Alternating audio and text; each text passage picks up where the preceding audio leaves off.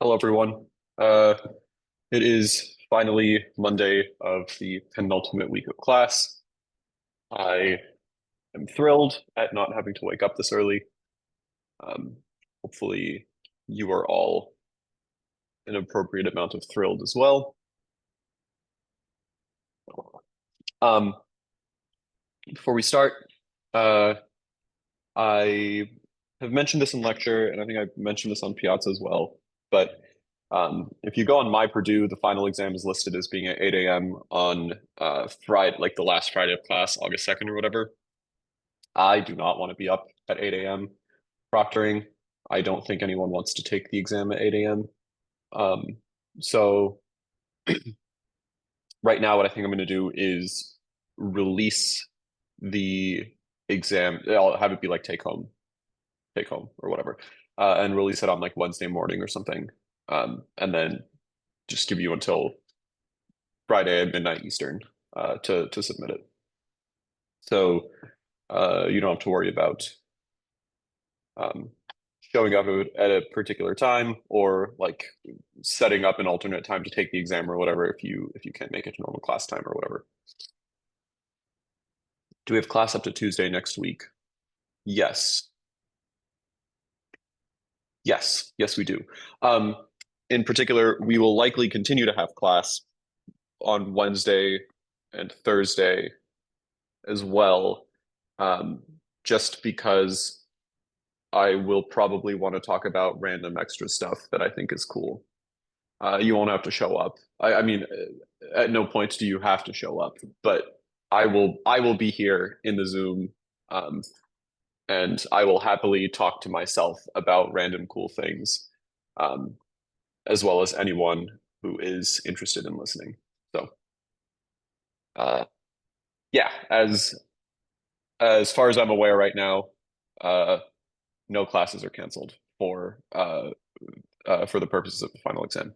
Why are we talking about random cool things? Oh, um, final's probably going to be take home. I'll probably release it on Wednesday, and it'll be due midnight on Friday or midnight Eastern on Friday. Um, I intend I intend to continue to have lecture through that last week, just for the purposes of like continuing to talk about stuff. I don't know. Like there's a big book, right? Um, so yeah. Uh, that's it. Wednesday, no, next Wednesday. So the last week of class. So July 31st, I think. Yeah. So you have like 2 or 3 days to do the final as a take home. Um, okay. Any other questions about the exam? I will give more details about that um at some point later in the next few days. But just so that you all have some sense of like what the plan looks like. Um, okay. Other sort of generic announcements. Um, PA3 is out. There's a handful of submissions in already. Um, so take a look at that if you haven't already. Um, Hopefully the autograder should be giving some more useful feedback now. I posted all of the graphs that we're using for the test cases on Brightspace. So if you're failing a particular test case, you should be able to see what the graph looks like um, that it's failing on. Um, Posted the graphs. Oh yeah, leaderboard. Again, I posted this on Piazza, but leaderboard for the top 10 and top three. Oh, the leaderboard's going to display the top 25, but there is extra credit in it for you if you make it to the top 10, and then potentially more extra credit if you're in the top three. Um, the leaderboard will close 5 days after the due date, so that is the late due date, which is, oh dear, after the end of class. So um, August 5th. I didn't think too carefully about the implications of that sort of out of bounds access, but whatever. Uh, we'll figure that out. Anyways, I haven't decided yet how much extra credit that's going to be worth, but that will be in addition to the sort of write up for PA3, the Brightspace submission for which I have yet to make. Okay, so PA3, take a look at that if you haven't already. Problem set 5 was due on Friday, the 19th. Yeah, it was due on the night on Friday.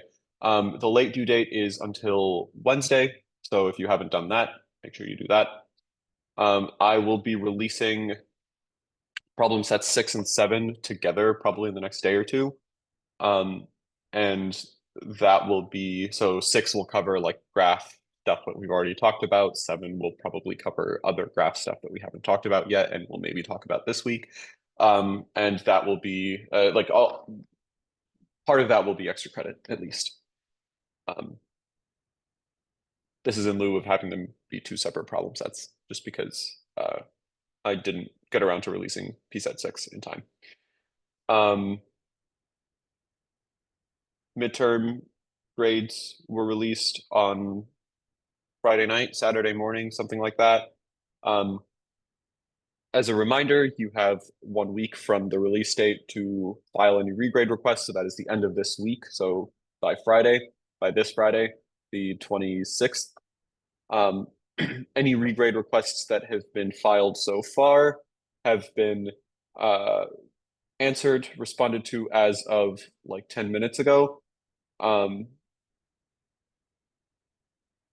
If there's others, like I said, don't file spurious regrades. We won't respond to those. I think that's all I have for logistical stuff or announcements or whatever. Any questions before we move on to content?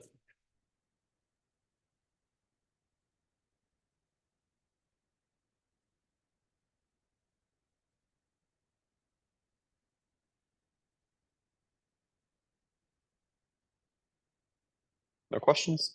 All right. So I am going to create a whiteboard.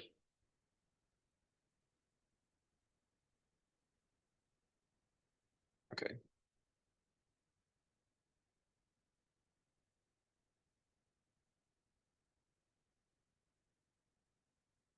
Excellent. All right. I assume the whiteboard's visible to everyone. As is tradition, I'm going to start lecture by writing the word graphs.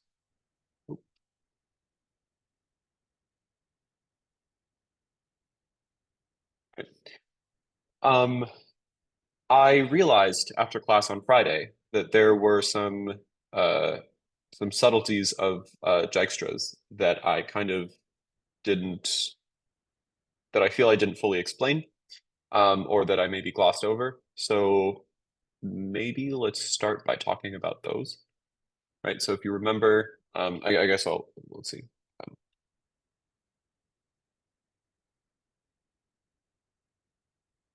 More about also, I think I've been misspelling it. It's the DIJ, not DJI, which is Dykes.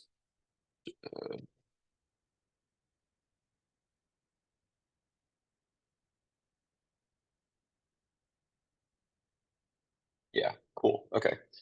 All right. So more about this. Um, on Friday's lecture, we kind of maybe like independently rediscovered Dijkstra's algorithm as what would happen if you tried to formulate shortest path pathfinding as a like recursive problem or an inductive problem, and then applied like bottom-up dynamic programming.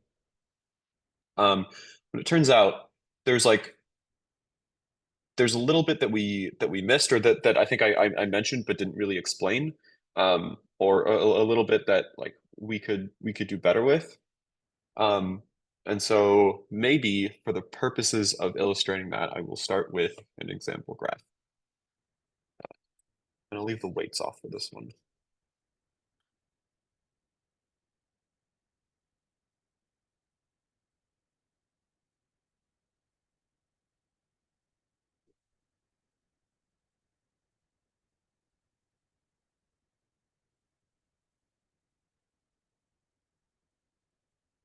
Is that what I want to say? No, I think I want this to go the other way. Yeah, okay. That looks good. Oop. Okay.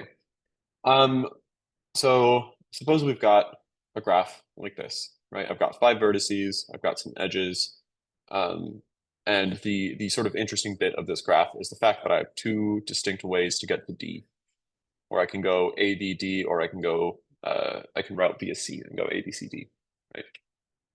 Um, the sort of vanilla like uh, search that we discussed on Friday.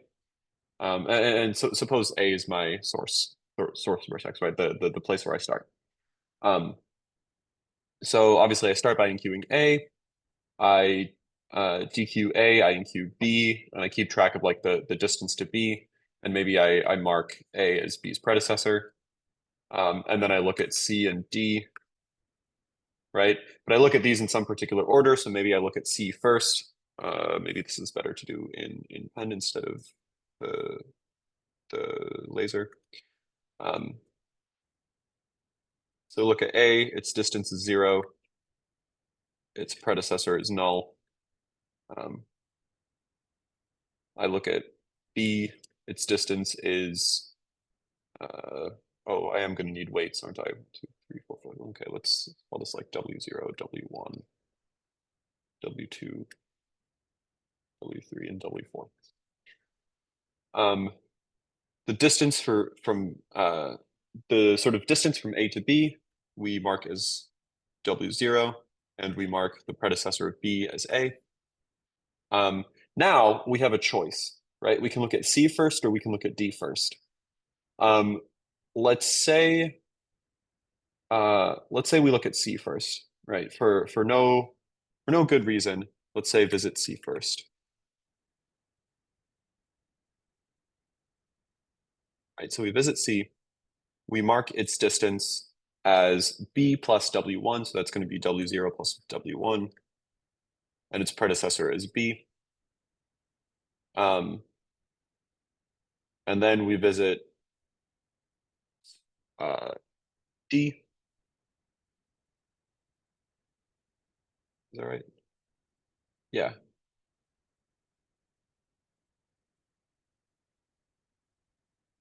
Yeah. Then we visit D. Um, but at this point, we sort of have two different ways to visit D, right? Once we visited C, we could visit D as coming from B, or we could visit it as coming from C, right? Um, let's say we visit D coming from B first. Again, for not really a good reason. But we can mark the distance as W0 plus W3, mark its predecessor as B. And now we can visit D again coming from C, right? And the distance, the new distance that we're going to look at is C plus W4, which is W0 plus W1 plus W4. Oh, that's a 4, right? And if this is less than W0 plus W3, we want to overwrite the path to D, right? Um, so in particular, this means that if W1 plus W4 is less than, right, I can cancel W0 from both sides, right? I can say if W1 plus W4 is less than W3, then we want to overwrite, right? Um, a priori, this says nothing, right? We have no way of predicting whether this is going to be the case, right? So maybe I want to motivate this as saying it's bad to have to overwrite, right? Because overwriting, like if we end up inside this conditional, if we end up inside this branch, that means that we visited D twice, right? Once coming from B as part of this path, and then once coming from this path, right? So we visited it twice, we've computed the distance twice, we've sort of like accessed that bit of memory twice, and then we're overwriting it, right? So if we overwrite it, if the path from C in particular ends up overwriting D, um, that means that the time we spent visiting D coming from B is time wasted, right? Does this make sense?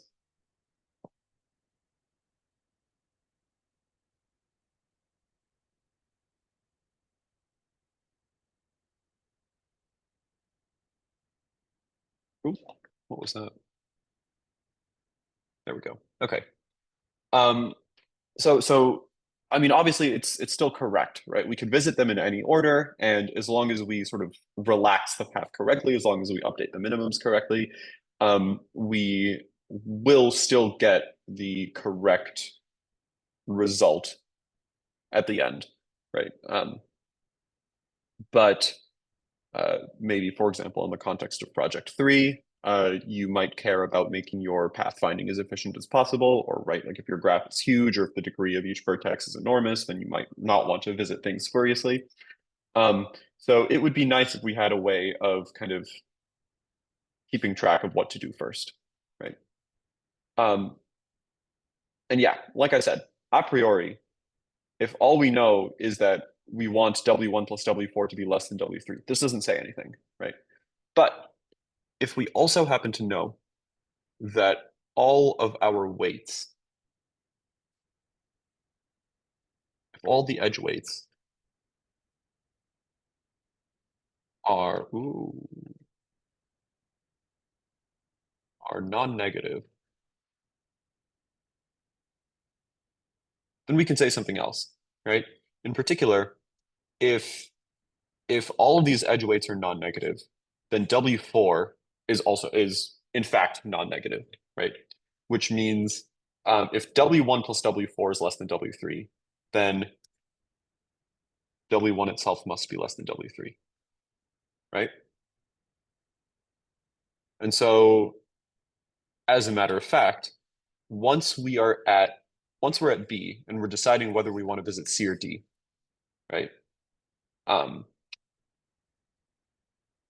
it's not immediately clear which is better to visit, like which will result in fewer overwrites, except if we know that every edge weight is non-negative, then starting at W3 is already going to be too big. Like starting at W3 is necessarily going to be too big, right? I mean, W4 might still be huge, so we might still have to overwrite, but it might not be, right? Like this, um, I don't know. Does that make sense? Is does what I'm saying sort of track? Like it's better if we know that everything is non-negative, it's better to start with the edge that has a smaller weight or the edge that has a smaller total distance, just because following this path is more likely to already give us the shortest path compared to following a longer path, right? And this sort of continues, right? So we start by following this, and now we can visit D. I mean, so if we are in fact in this case, right? If W1 plus W4 is less than W3, in particular, we see that W1 is less than W3, right? So we start by visiting C before D, which is good, right? Because we don't want to visit D coming from B. We don't want to visit D as a successor of B because we know as soon as we do, we're going to have to like that's a wasted step, right? So we visit C first, which is good. Now we've got two options for visiting D, right? We've got the B arrow D option, and we've got the C arrow D option. The B arrow D option has a weight of W3, right? And the C arrow D option has a weight of W1 plus W4. And so again, if I look at the weights of these paths, right, and I always pick the minimum, as long as W1 plus W4 is still less than W3, which it is because we're assuming that this is the case, um, I first visit D via C, right? And so I start by writing the correct value,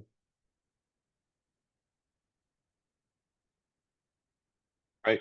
Just because I'm always visiting the minimum, or I'm always visiting starting at the minimum, right? And so in particular, this means that I know for a fact that once I've hit D, I like any other path to D is not going to be shorter. Because if it was, I would have visited it first, because I'm visiting things in order of length, right? So once I've visited D via C, I no longer even have to check this,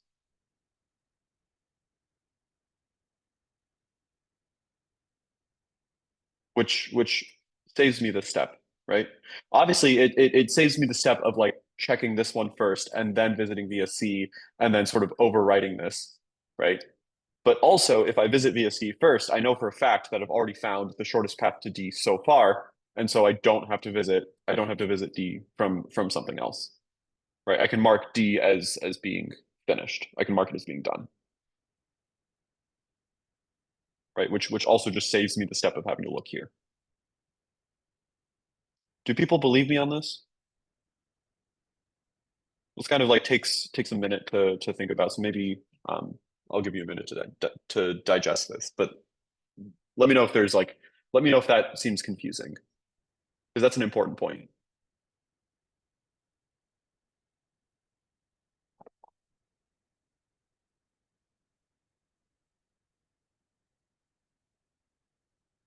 You're saying if we've previously visited a node and we stored that path weight, then we can just not traverse other paths to said node.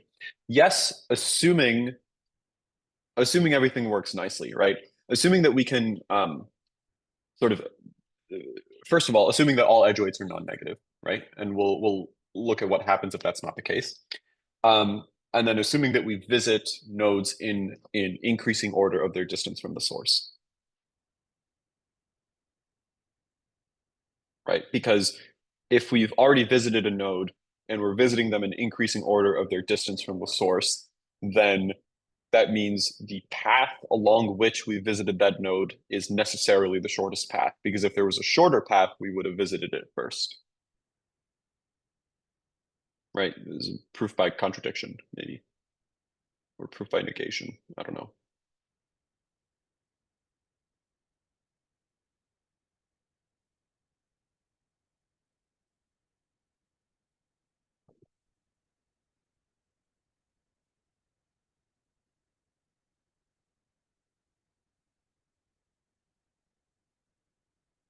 Right? Which is why we sort of want to visit things in order of distance. So maybe we can talk about implementation details of this.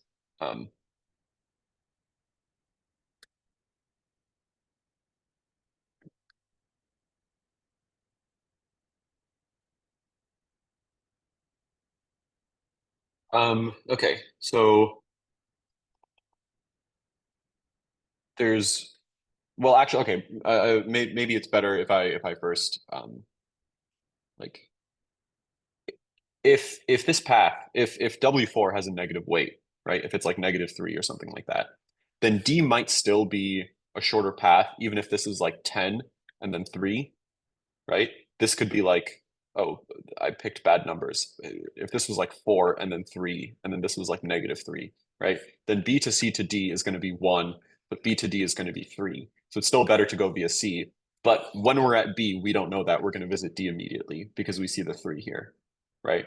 And so this no longer works. This assumes that all like this only works. This trick of not having to visit a node multiple times only works if all of the edge weights are non-negative, right? So, um, okay. So as for implementation details, first of all, right, um, we need to store or what do we say? we want to efficiently find the vertex with minimum distance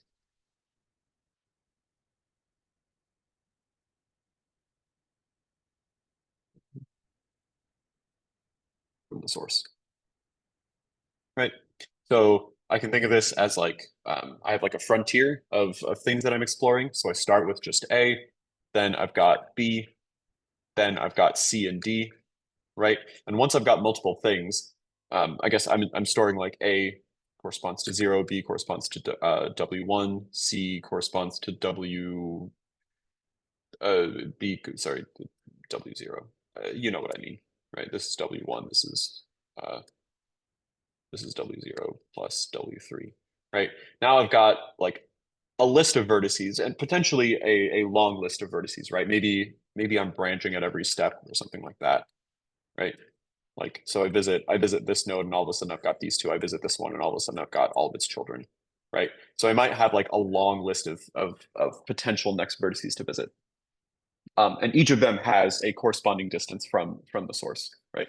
So I need an efficient way of finding the vertex with minimum distance. Yes? How might I do that? So the sort of problem setup, and this is maybe like a mini problem. But I do want to make this interactive because I feel bad that I've just been talking for the last 20 minutes, 30, however long it's been. Um, so mini problem.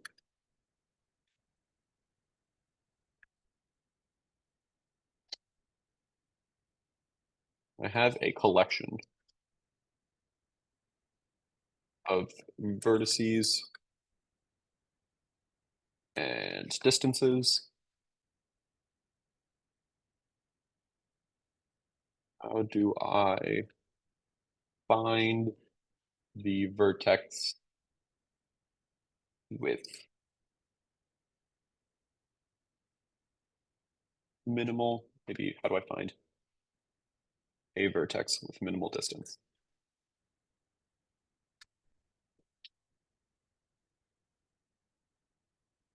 Thoughts? Possible algorithms? Possible, one might say, data structures and or algorithms that we might use? Maybe I'll throw out a straw man. Sort the vertices. Maybe I'll throw out a really bad straw man, actually. A very, very, very easy straw man. Uh, Bubble sort the vertices. Then maybe like pick D0, right? What's the complexity of this? This involves a bubble sort that's theta of n squared. Can anyone do better than theta of n squared?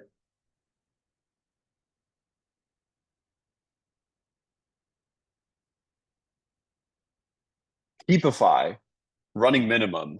Yeah, we know which vertex is the source. Okay, this is great.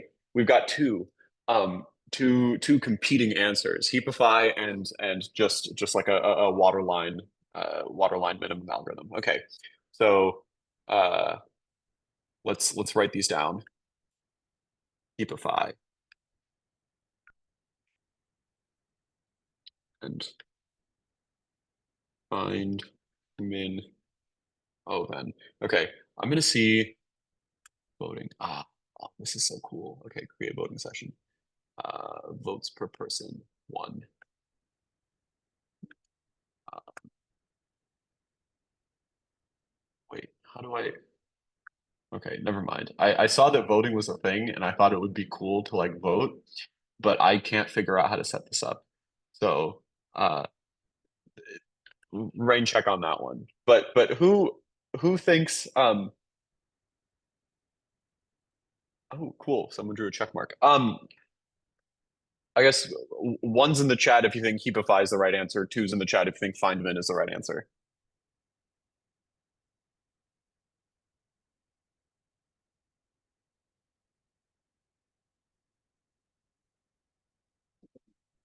All right, I see seeing a lot of twos.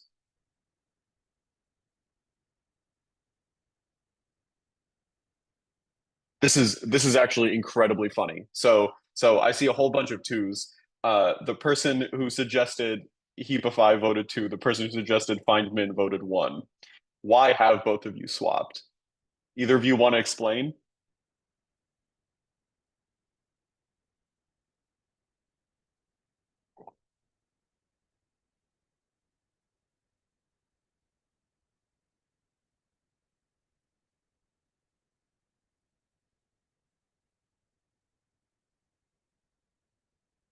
I guess not. It turns out Heapify is the right answer. Why have trust issues? Yeah. Heapify is in fact the right answer, right? Because we can heapify in I mean, we can sort of insert right, we can think of our list of vertices as a priority queue, right? And we can enqueue um, as we add vertices, and then each operation is log n, right? Like enqueue is log n, and then dequeue is log n.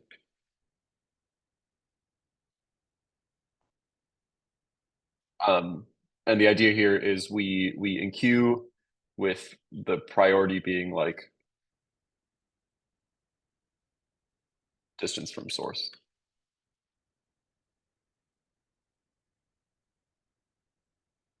right? If we're given a list of vertices, are all of them connected with each other? No, not necessarily, right? We might have a disconnected graph, right? In which case, the shortest path from A to B has length infinity, right? There's in particular, there's no path. Shouldn't we ignore the ones that aren't next to the source? Yeah, but think about like, um, how am I getting slanted? Okay, this is wild. Whatever. Okay, think about a graph like this, right? So we start with enqueuing A, right? Then we dequeue A and we enqueue C, and we dequeue C and we enqueue D and E, right? But when we enqueue D and E, if we're putting them into a priority queue, we can enqueue them with the priority being the distance from A, right? Or sort of the expected distance from A. And if we do that, then we can make sure to visit whichever one is closest first, right? And enqueuing with um, priority of the distance means that every enqueue operation is log n, and then every dequeue operation is log n. Isn't the answer by default going to be C? Oh, I'm talking about, yeah, A is the source. So, did you watch the lecture on Friday or the lecture from Friday?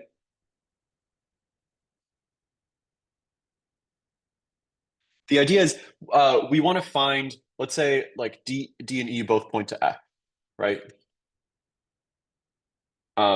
So the goal here is we want to find like the shortest path from A to F. What am I? What is this? That's fine. Yeah, so we want to find the shortest path from A to F, which in particular means that we can either route via D or we can route via E, right? So in some sense, we have to check both of these, right? But if all of our edge weights are non-negative, then we only have to check whichever of D or E is closer.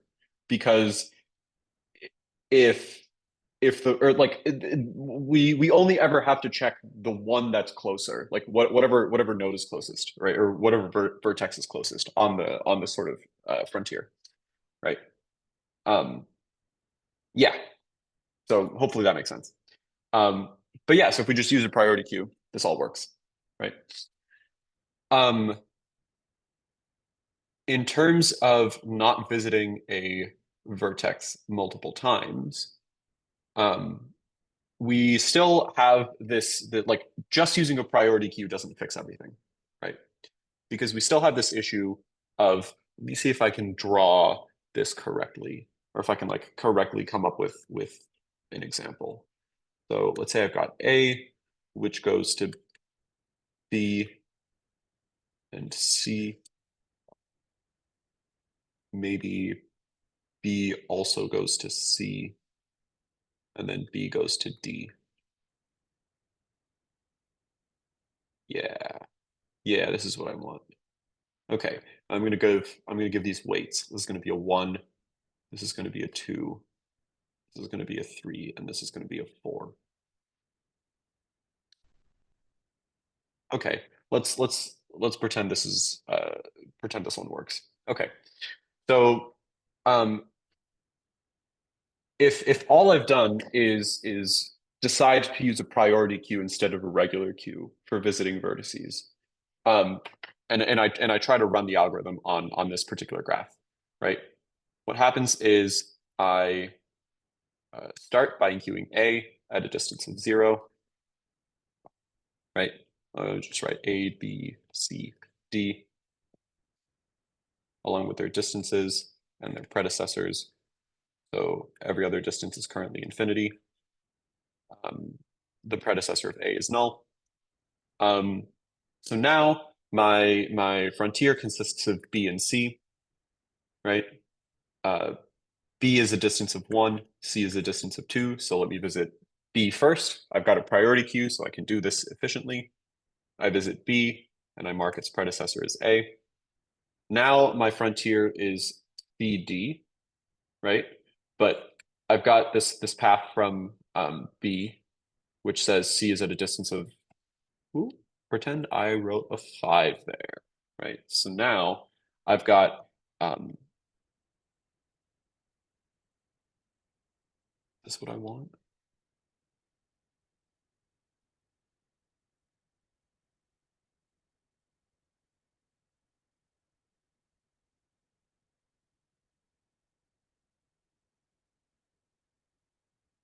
Okay, I do this, then I do this. That's what I want. Yeah, okay, so I visit B first. Now C is at a distance of 3 coming from B, and a distance of 4 coming from A, right?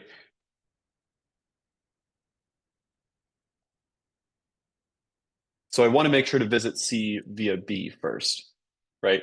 But if all I'm doing is putting things in a priority queue, then I end up in queuing C twice, which is a problem, right? So I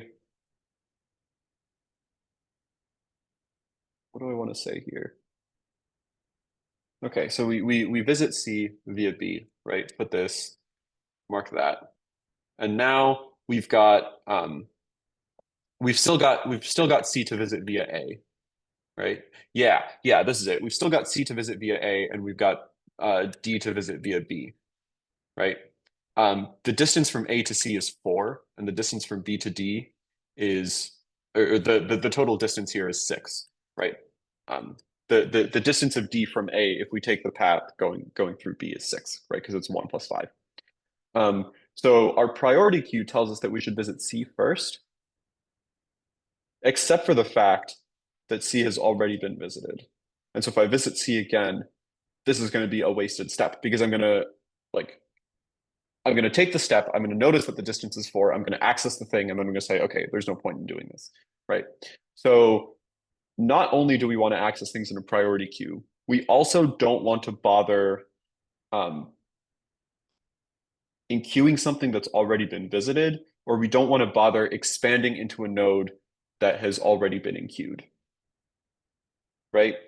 Like once like we once C is queued via B, we don't want to bother expanding into it via A. Because if it's been queued, then it's necessarily on the shortest path, or it's necessarily like the shortest path along that.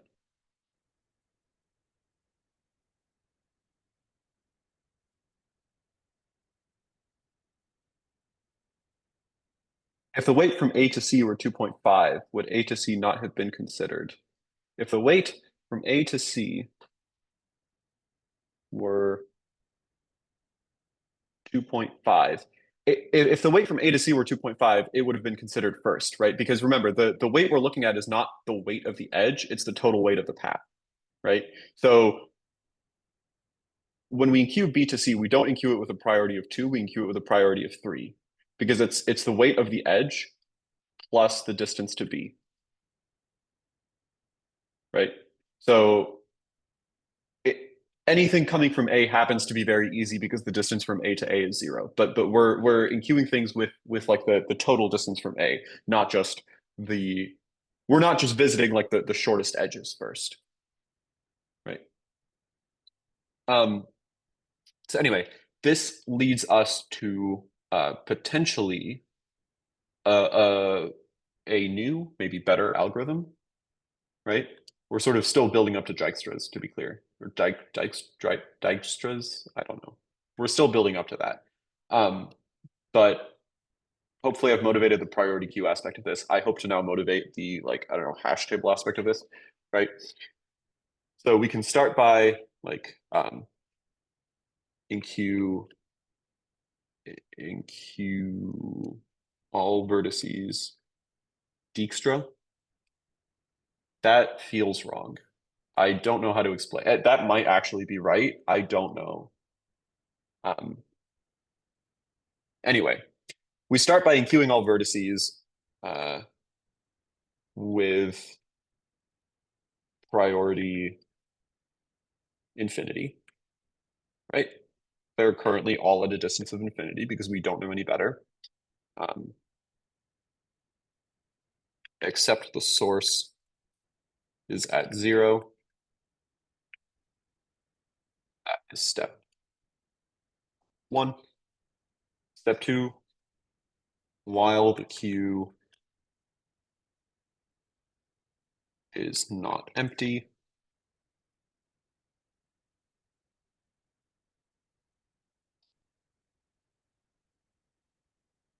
dequeue a vertex.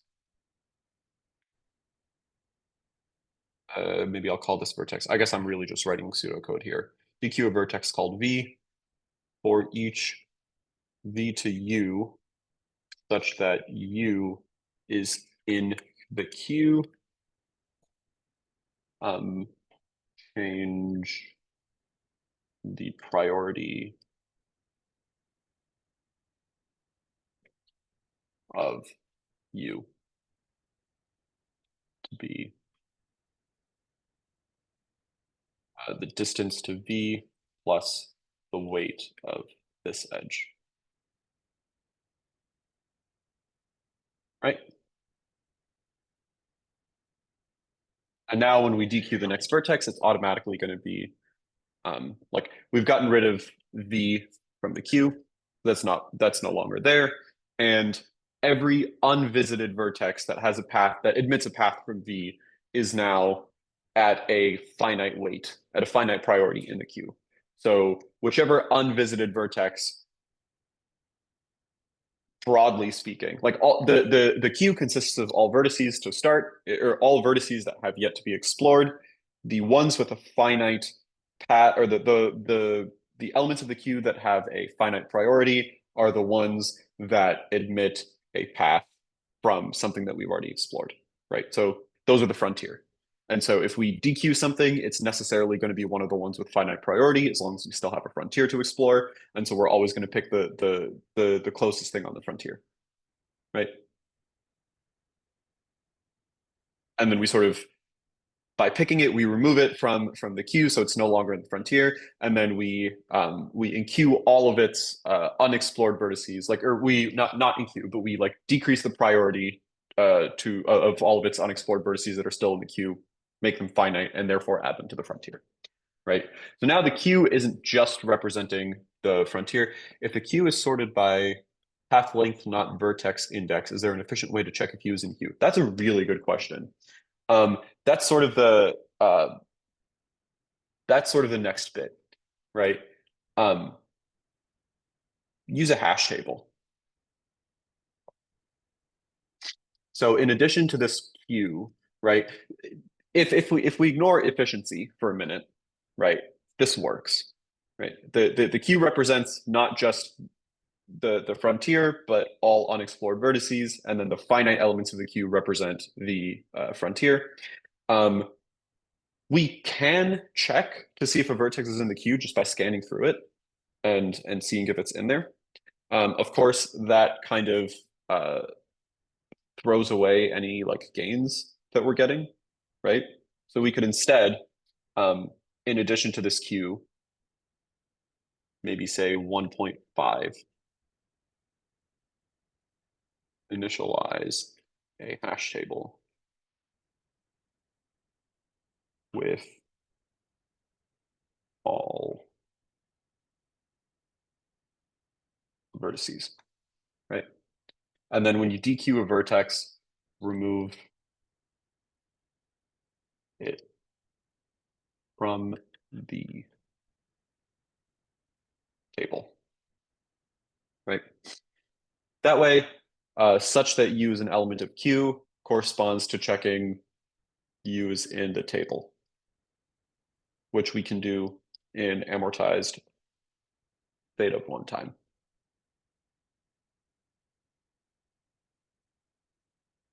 Right. There you go. We've got priority queues, we've got heaps, we've got hash tables. Everything is all coming together, right? We've got linked lists if you think of this as an adjacency list graph.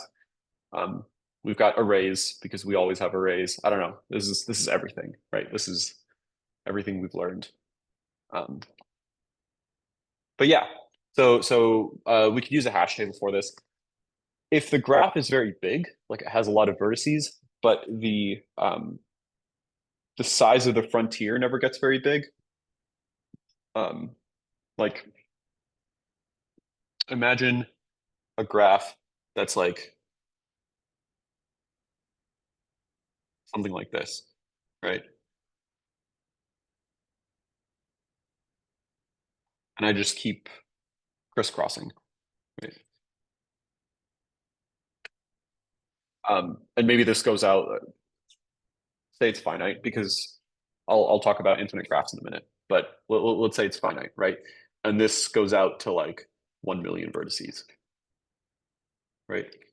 The length of the frontier at any given point in time is, you know what? Forget the crisscross. Here we go. Here's a graph. The length of the frontier is at most 2, but if we do the thing that we described above, we always have to store, like our queue has to be big enough to store all 1 million vertices, and the hash table has to be big enough to store all 1 million vertices, right? Which is a lot of space. Um, so instead of this, we can do something like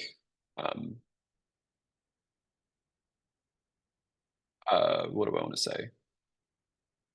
Oh yeah, we can insert a vertex into the hash table once it's been explored, right? Once it's been dequeued. So we can instead maybe say like this is also, by the way, a problem if like enqueue all vertices is a problem. Like if the graph is infinite and we can't enqueue all vertices, right? Um, if the graph is infinite, but in particular frontier is always finite, then we should still be able to do a search. But and you know maybe we can search lazily and just like stop when we hit our target, but we can't enqueue all vertices. Instead, we can start by like initialize empty hash table.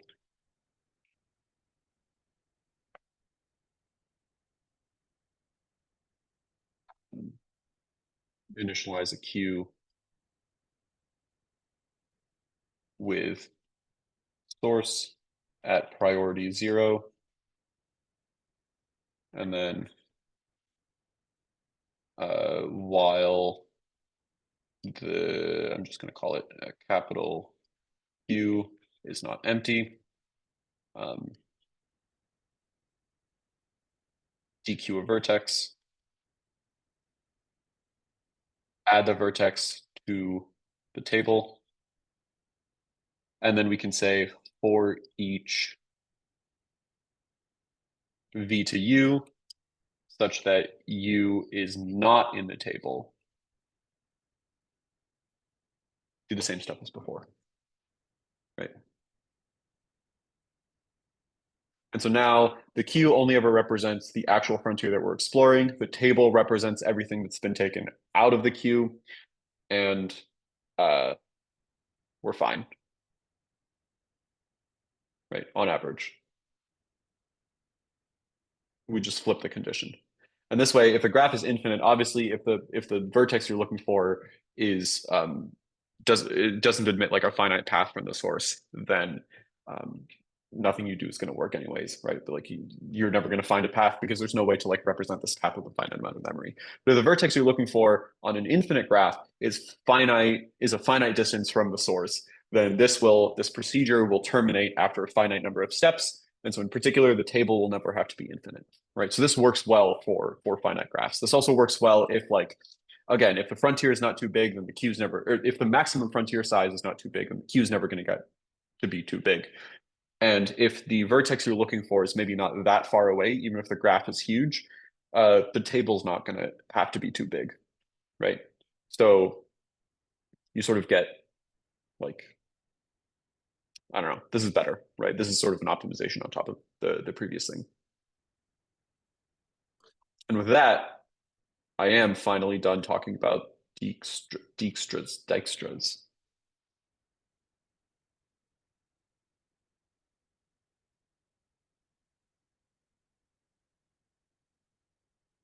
I'm going to Google how to pronounce this actually, while you all think about any questions.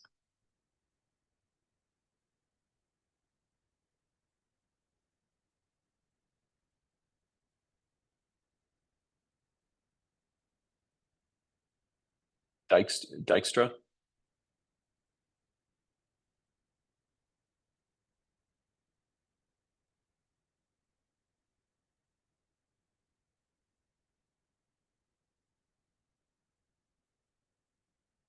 Oh yeah, it totally is. Dijkstra. Cool.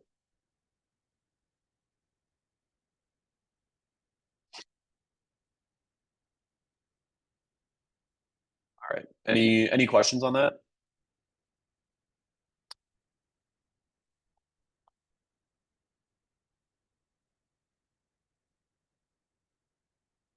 What's the time complexity? Asymptotically, it's the same. It's still, I think we discussed the time complexity yesterday, but it's v plus e, right?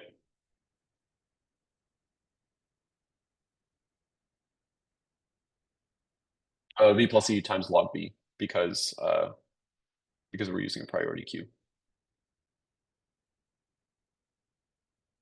I think this, we'll just say big O. I don't want to make a claim this is a type bound. But yeah, asymptotically, it's that. This just means that like we uh, maybe don't visit as many vertices as many times.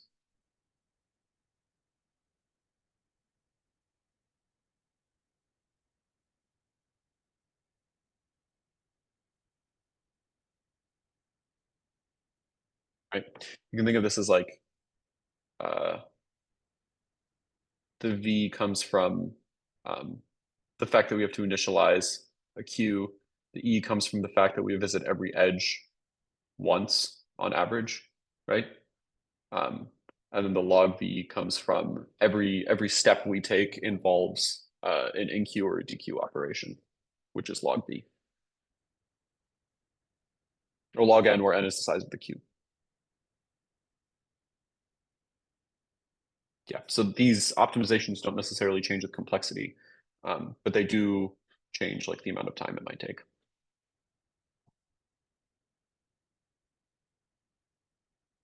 Anyway, so that's Dijkstra's. A star, which you may have heard of,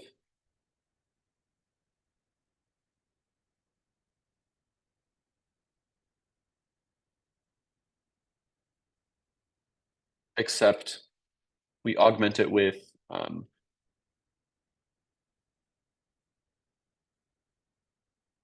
heuristic.